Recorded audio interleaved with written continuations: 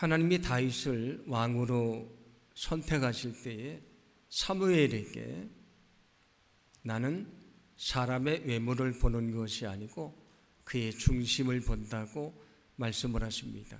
이 마음을 보신다, 그런 말씀이 됩니다. 하나님이 우리의 마음을 보신다고 하니까 우리에게 마음이 매우 중요합니다.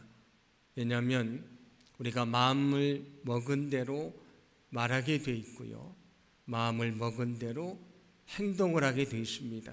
그 말과 행동이 모여서 우리의 삶이 되는 것이지 않습니까?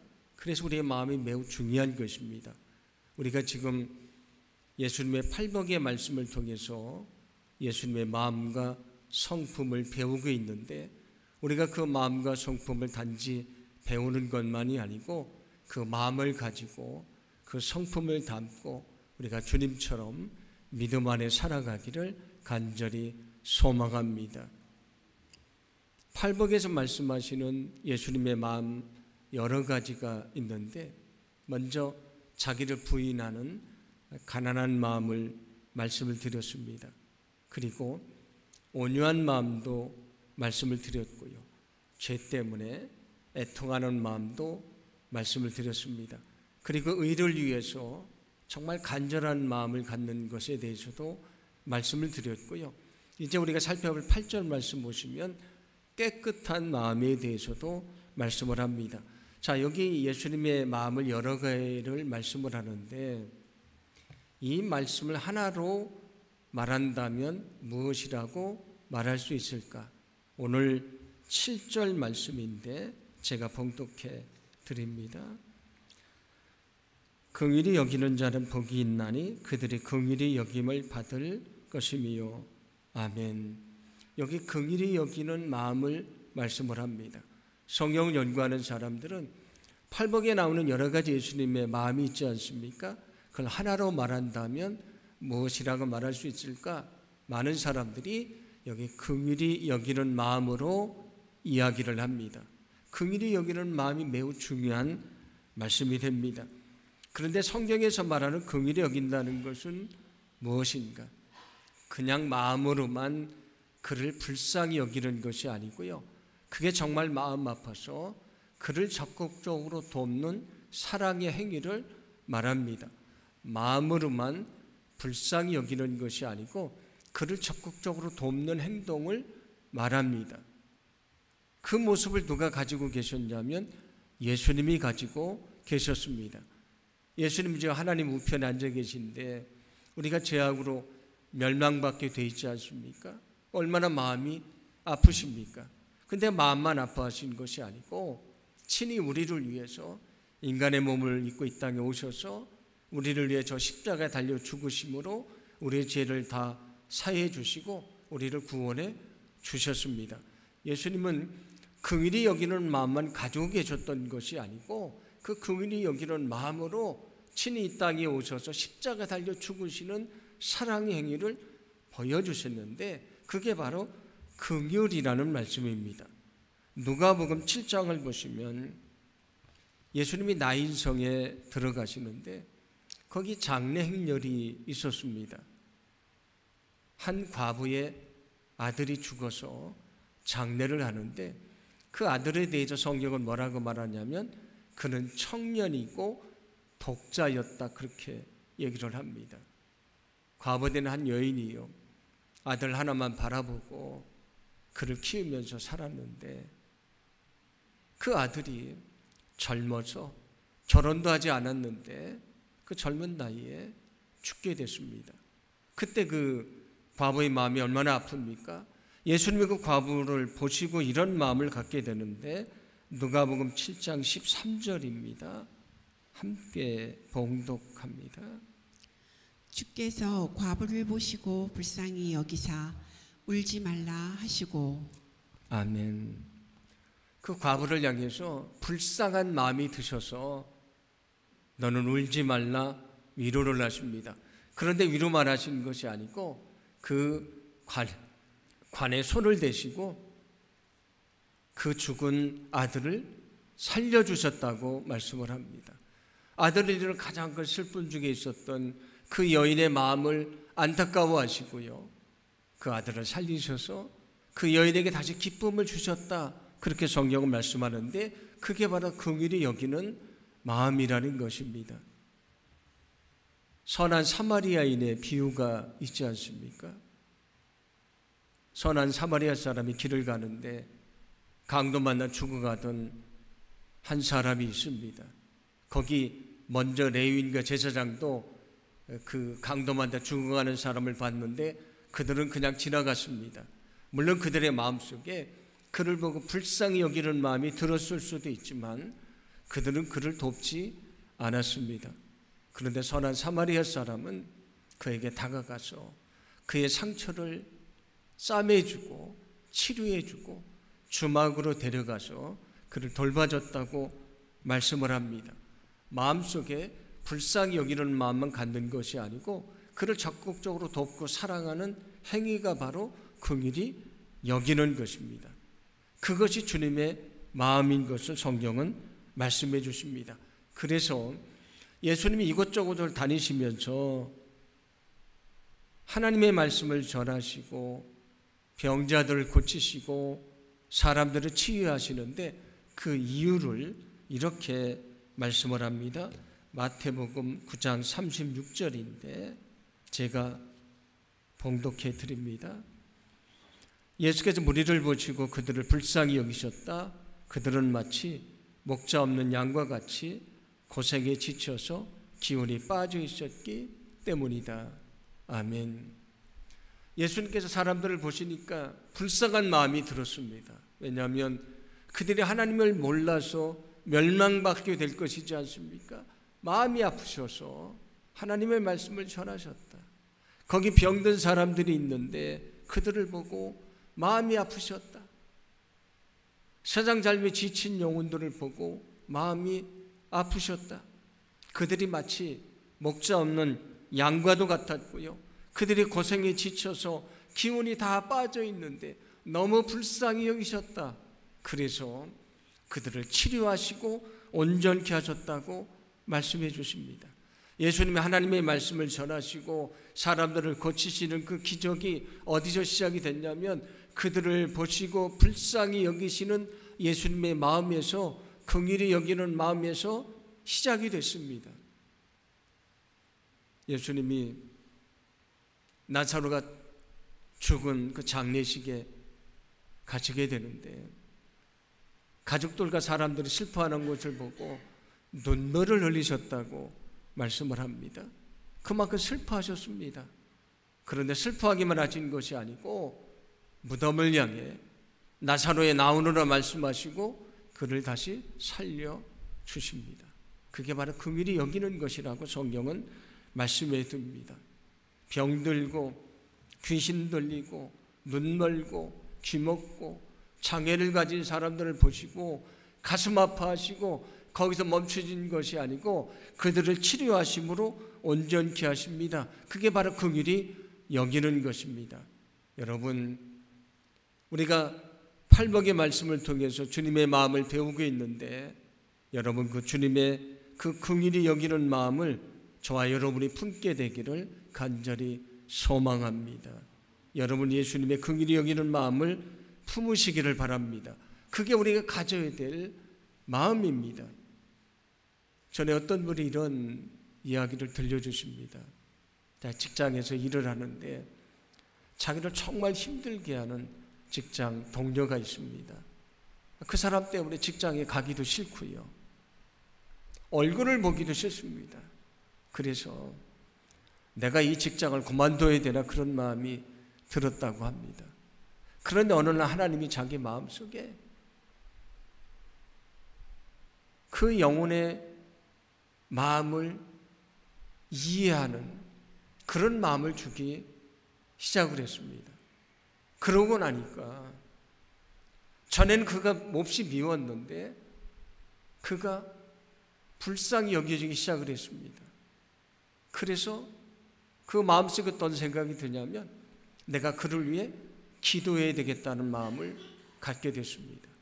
그래서 그 사람을 위해 그 기도하기 시작을 하고 그것만이 아니고 직장에 갔을 때에 그를 외면하지 않고 그를 잘 돌봐주고 사랑으로 대접을 해줍니다. 그랬더니 그 두 사람의 관계가 잘 회복이 됐다고 하는 그런 이야기를 들은 적이 있습니다. 우리 마음에 들지 않는 사람들이 있을 수도 있는데 그 사람의 마음마저 이해하는 것이 긍휼히 여기는 것입니다. 우리가 뭐라고 말합니까? 나 저 사람 도대체 이해할 수가 없어. 그렇게 말하지 않습니까? 그런데 그 마음도 이해하는 것이 긍휼히 여기는 마음이고요. 그를 사랑으로 잘 대접해 주는 것이 긍휼히 여기는 것입니다. 여러분, 우리가 주님의 긍휼히 여기는 마음을 아는 자만이 아니고 정말 긍휼히 여기는 자로 살아가기를 간절히 소망합니다. 그것이 바로 주님이 원하시는 믿음의 삶인 것을 결코 잊지 않기를 간절히 원합니다. 우리가 긍휼히 여기며 살아가야 되는 이유가 있습니다. 그것은 이미 우리는 계산할 수 없는, 측량할 수 없는 긍휼을 입은 사람들이기 때문입니다. 하나님이 예수님을 세상에 보내시고 우리를 구원해 주시지 않았습니까? 이것은 세상과 비교할 수 없는 놀라운 사랑이고 놀라운 긍휼입니다. 그래서 우리가 긍휼을 받았으니 긍휼히 여기며 살라고 말씀을 합니다. 누가복음 6장 36절인데 함께 봉독합니다. 너희 아버지의 자비로우심 같이 너희도 자비로운 자가 되라. 아멘. 하나님 아버지가 자비로우신 것처럼 너희도 자비로운 자가 되라. 하나님이 긍휼히 여겨 주신 것처럼 너희도 긍휼히 여기는 자가 되라고 말씀을 합니다. 우리가 긍휼히 여겨야 되는 것은 이미 우리가 긍휼히 여김을 받았기 때문입니다. 여러분, 우리가 이미 긍휼을 얻었으니 긍휼히 여기는 자로 살아가기를 간절히 소망합니다. 그러면 긍휼히 여긴다는 것은 어떤 것을 말하는 것인가? 우리가 몇 가지로 생각해 볼 수 있는데 먼저 정서적으로 긍휼히 여기는 것이 있습니다. 우리가 어떤 사람이 정말 힘들 때에 그 마음을 이해하고 공감하고 위로해 주는 것을 말합니다. 성경도 이렇게 말씀하는데 로마서 12장 12절 말씀인데 제가 봉독해 드립니다. 즐거워하는 자들과 함께 즐거워하고 우는 자들과 함께 울라. 아멘. 누가 기쁠 때 그 마음도 공감해 주고요. 누가 정말 슬플 때 그 마음도 공감해 주라고 말씀하시는 것입니다. 그리고 그에게 다가가서 그와 함께 해주고 그를 위로해 주라고 말씀해 주십니다. 그래서 우리가 마음으로 다른 사람을 긍휼히 여겨줄 수 있다는 것을 오늘 성경은 말씀해 주시는 것입니다. 두 번째로는 우리가 물질적으로 도와주면서 긍휼히 여겨줄 수가 있습니다. 우리가 긍휼히 여긴다는 것은 마음으로만 불쌍히 여기는 것이 아니고 그를 적극적으로 돕는 행위라고 말씀을 드렸는데 어떤 사람이 어려우면 내가 도와줄 능력이 있다면 우리가 그를 도와주며 살아가야 된다, 그런 얘기입니다. 그래서 성경에서도 이런 말씀이 있는데 어떤 사람이 찾아와서 도움을 요청을 했습니다. 그런데 그때 내가 그를 도와줄 힘이 있거든 그냥 돌아갔다가 내일 오라고 하지 말라, 그런 말씀이 나옵니다. 그냥 긍휼히 여기기만 하는 것이 아니고 그를 도와주라, 그런 말씀이 됩니다. 그래서 우리가 할 수 있는 한 최선을 다해서 마음으로만이 아니고요, 우리가 그를 적극적으로 돕고 사랑해 주는 그런 믿음의 삶을 살아가야 될 줄로 믿습니다. 세 번째 긍휼히 여기는 것이 있는데 영적으로 긍휼히 여기는 것입니다. 이것은 우리에게 매우 중요한 것입니다. 몇 가지를 생각할 수 있는데 첫 번째는 뭐냐면 용서하는 것입니다. 내가 용서할 수 없는 사람을 용서하는 것이 긍휼입니다. 탈무드에 보면 이런 이야기가 나옵니다. 어느 아버지가 아들에게 옆집에 가서 낫을 좀 빌려오라고 얘기를 했습니다. 그래서 그 아들이 심부름을 갔는데 그 옆집에 있는 아저씨가 단호하게 거절을 하고요, 빌려주지 않습니다. 자기가 보기에는 낯이 분명히 있는데 빌려주지 않았습니다. 그래서 그냥 돌아오게 됐는데 며칠이 지나서 그 옆집 아저씨가 낫을 빌리러 왔습니다. 그랬더니 아버지가 그 아들에게 낫을 빌려주라고 얘기를 합니다.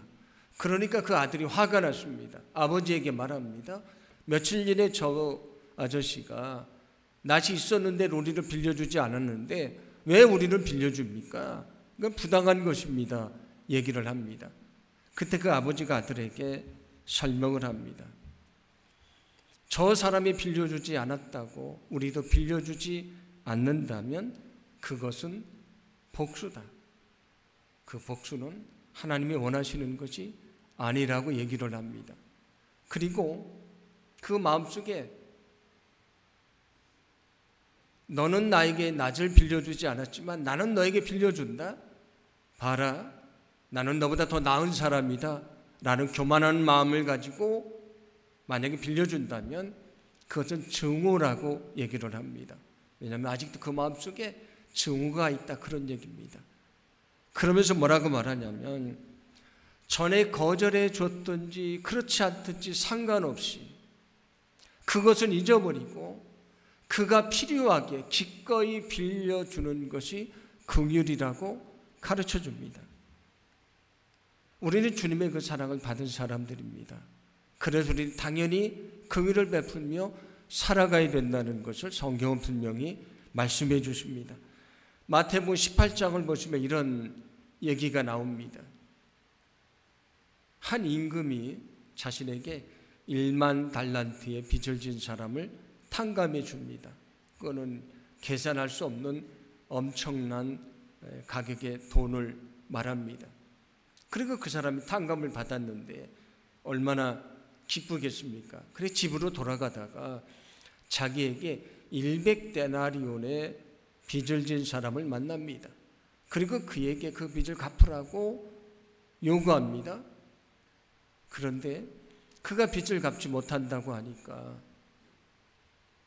그를 감옥에 가뒀다는 얘기가 나옵니다.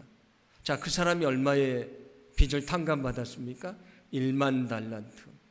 자기의 빚진 사람은 100데나리온입니다. 그런데 1만 달란트가 100데나리온에 비교를 해보면 얼마가 되냐면 50배도 아니고요. 50만 배나 되는 것입니다.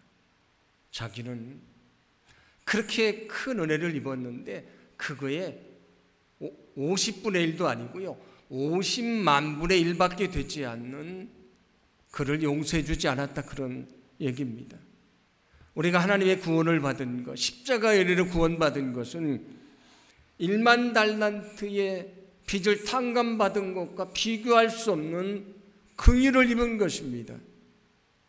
우리가 세상을 살아갈 때 어떤 사람이 나를 힘들게 하고 나를 공격하고 모함을 하고 어렵게 합니다. 도저히 용서할 수가 없는 것입니다. 그런데 그 사람이 지은 죄는 우리가 하나님에게 받은 은혜에 비하면 100데나리온도 되지 않는 것입니다. 그런데 우리는 그것을 용서하지 못하며 살아갑니다. 성경은 그 어리석음을 지적합니다. 그리고 그 임금이 그 사실을 알게 됩니다. 임금이 어떻게 합니까? 탕감해 준 것을 무효로 하고요. 그를 다시 감옥에 가두라고 얘기합니다. 그러면서 들려주시는 말씀이 이 말씀입니다. 마태복음 8장 35절인데 함께 봉독합니다. 너희가 각각 마음으로부터 형제를 용서하지 아니하면 나의 하늘 아버지께서도 너희에게 이와 같이 하시리라. 아멘. 너희가 마음으로부터 형제를 용서하지 아니하면 아버지도 너희를 용서하지 않을 것이다. 너희가 이런 놀라운 긍휼을 입었는데 사람에게 긍휼을 베풀지 않으면 그것은 하나님의 은혜를 저버리는 것이다. 주님은 우리에게 놀라운 은혜를 주셨습니다. 우리가 그 은혜를 받고도 사람들을 용서하지 않는다면 그는 아주 이기적인 사람입니다. 자신은 엄청난 죄를 용서받고 하나님의 자녀가 됐는데 자신에게 죄를 지은 또 다른 사람을 용서하지 못한다는 것은 매우 이기적인 것입니다. 주님은 그런 마음을 결코 원하지 않으십니다. 우리가 도저히 용서할 수 없는 사람도 용서하고 품어줘야 되는 이유가 여기에 있습니다. 이미 우리는 그가 나에게 했던 것과 비교할 수 없는 은혜를 나는 이미 얻었기 때문입니다. 우리가 사람들이 갈 수 있는 영적인 긍휼은 그를 위해 기도하는 것입니다. 전에 어떤 분이 제게 말씀하시기를, 자기가 아는 어떤 분이 정말 경제적으로 어려움에 있는데 나는 가난하고 가진 것이 없어서 제가 마음은 안타까운데 어떻게 해줄 수가 없네요 라고 얘기합니다. 근데 제가 그분에게 말씀드렸습니다. 성도님, 우리가 사람을 도울 수 있는 가장 큰 도움은 기도하는 것입니다. 당신이 가난해서 물질적으로 도와줄 수 없다고 가슴 아파하지만 그 마음을 가지고 그를 위해 기도하십시오. 그러면 물질로 돕는 것과 비교할 수 없는 하나님의 능력이 그에게 나타나게 될 것입니다. 여러분 주변에 힘들고 어려운 영혼들을 위해서 여러분 믿음으로 기도하기를 간절히 소망합니다. 어떤 분이 정말 아파서 어려움을 당하고 있는데 내가 그를 위해서 아무것도 할 수 없다고 탄식할 때가 있지 않습니까? 그러나 우리는 여전히 기도로 그의 영혼을 도울 수 있습니다. 우리가 그 영혼을 위해 기도할 때에 거기에 하나님의 역사가 있게 될 줄로 믿습니다. 우리가 또 영혼을 긍휼히 여기는 또 하나의 방법은 복음을 전하는 것입니다. 우리가 사람들을 보고 가슴 아파합니다. 그가 마음이 힘든 것을 보고 마음이 아픕니다. 병든 것을 보고 마음이 아픕니다. 삶이 힘든 것을 보고 마음이 아픕니다. 그런데 우리가 정말 가슴 아파야 될 더 중요한 것이 있습니다.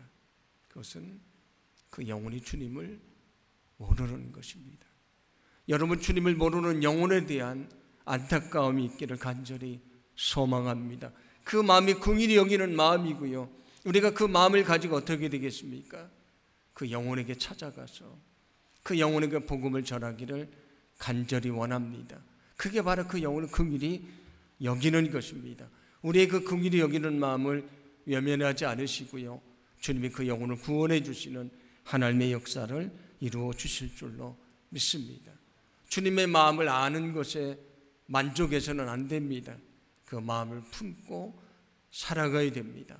오늘 성경은 그 긍휼히 여기는 마음을 품고 서로 위로하고 돌봐주고 용서하고 사랑하고 섬겨주라고 말씀을 하시는데, 오늘 이 말씀대로 우리가 일생 동안 주님의 그 마음을 품고요, 다른 영혼들을 섬겨주는 긍휼히 여기는 거룩한 삶을 살기를 간절히 소망합니다.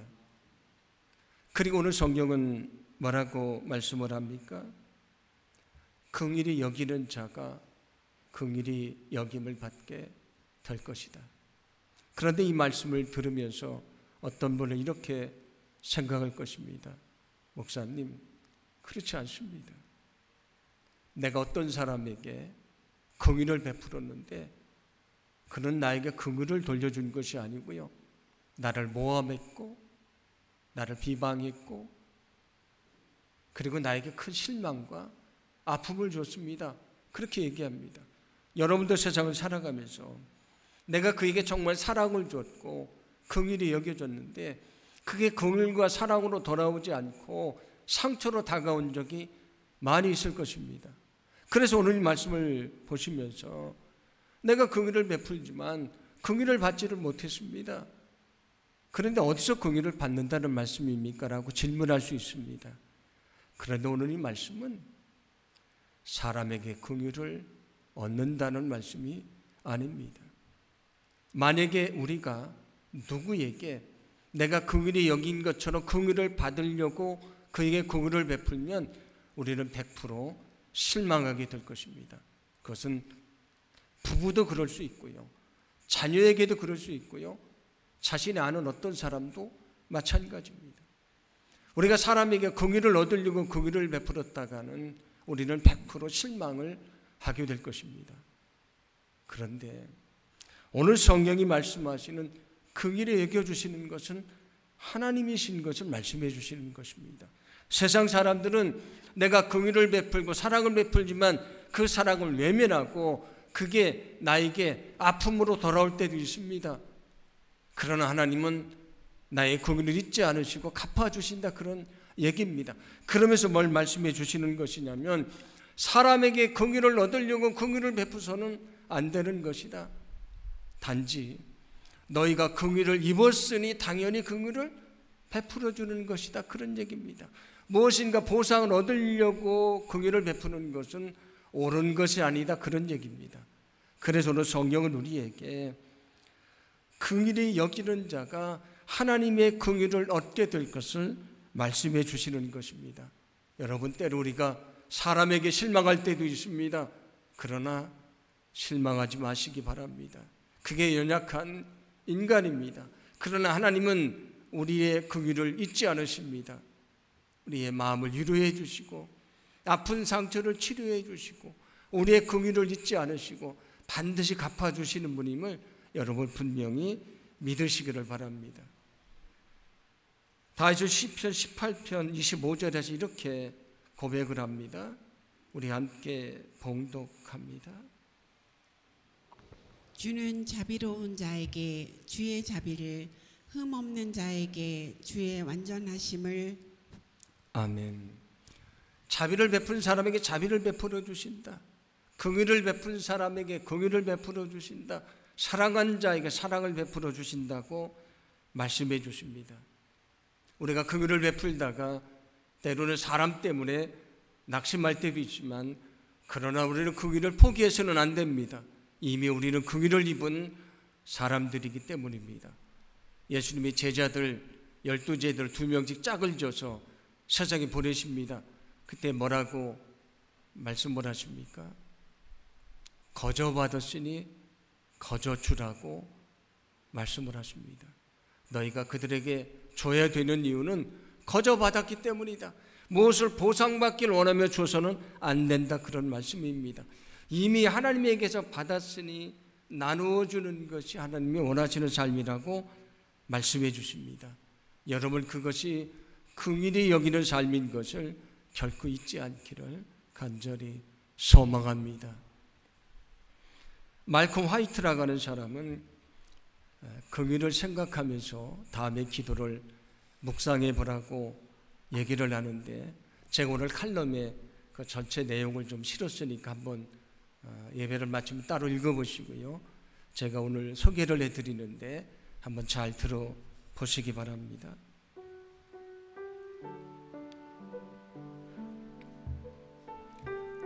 주여, 제가 배고플 때 누군가 필요한 음식을 주었나이다. 제가 목마를 때 누군가 음료를 주었나이다. 내가 추울 때 누군가 따뜻한 옷을 주었나이다. 제가 슬플 때 누군가 위로해 주었나이다. 저의 십자가가 무거울 때 다른 사람의 십자가까지 함께 짊어지게 하소서. 제가 가난할 때 궁핍한 누군가를 도울 수 있도록 인도하소서. 제가 시간이 없을 때 잠깐 도와줄 수 있는 누군가에게로 인도하소서. 제가 수치를 느낄 때 저로 찬송하게 하소서. 제가 낙심할 때 제가 용기를 줄 수 있는 누군가를 보내 주소서. 누가 저를 이해해 주기를 원할 때 저의 이해를 필요로 하는 사람을 보내 주소서. 제가 돌봄을 받고 싶을 때 제가 돌봐줄 수 있는 대상을 보내 주소서. 제가 자신만을 생각할 때 저의 생각을 다른 사람에게로 돌려 주소서. 아멘. 우리가 어떤 상황 속에 있든지 긍휼을 베풀어야 되는 이유가 있습니다. 이미 우리는 긍휼을 입은 사람들이기 때문입니다. 우리가 사람에게도 긍휼을 입었습니다. 그러나 그것과 비교할 수 없는 하나님의 놀라운 긍휼을 입은 사람들입니다. 하나님이 내게 긍휼을 주셨으니 긍휼을 입은 자로서 우리가 만나는 영혼들의 긍휼을 베푸는 믿음의 삶을 살기를 간절히 소망합니다. 그것이 정말 주님의 마음을 닮은, 주님의 성품을 닮은 진정한 주님의 제자의 삶인 것을 결코 잊지 않기를 간절히 원합니다.